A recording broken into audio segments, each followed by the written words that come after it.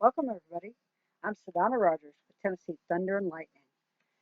Now, today for us is going to be a really big, exciting day. We're picking up our brand new 2017 Winnebago 2106 FBS RV from Crossroads RV in White, Georgia. Our first trip is going to be to McKinley Campground on Altoona Lake, which is approximately 15 miles from the dealership where we picked it up. For us, this will be our breaking in trip. Basically, a chance to give it a shakedown, try out all the systems, make sure everything works, that there's nothing wrong with it. And that way, if there is something wrong, we're pretty close to the dealership and we can take it back to them, make them fix it properly before we head out on a long trip. Although we had a Class C in our past, the camping trailer is a little bit different. First of all, it's a little bit more of a challenge to back. And I don't know about you, but I really suck at backing trailers. So for me, this is going to be a real challenge. Now, my husband, he's had a lot of experience in the military. He's pretty good. So he doesn't seem to have much trouble backing the trailer into the spot. And I have to learn how to guide him because that's something I've never done before, which might be a little surprising considering we did have a Class C in the past. You might ask, why do we buy a camping trailer and trade off or get rid of our Class C? Well, the answer is simple.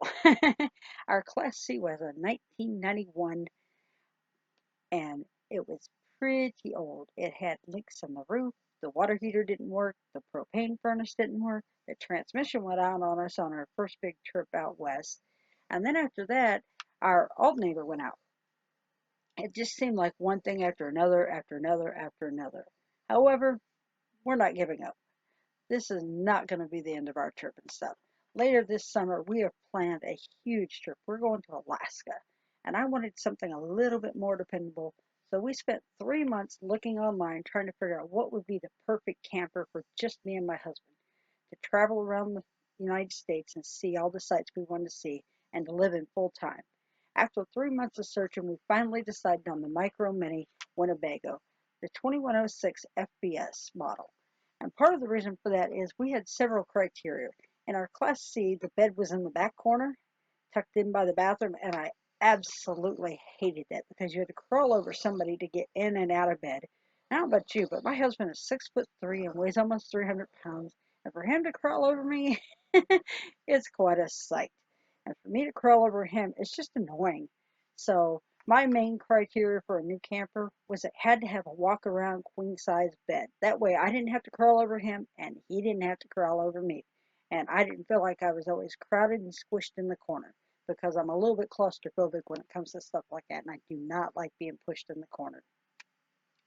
My next criteria for a camper was going to be that it had to have a big enough refrigerator that we could put enough food in it for at least 2 weeks. After all, we're going to Alaska this summer.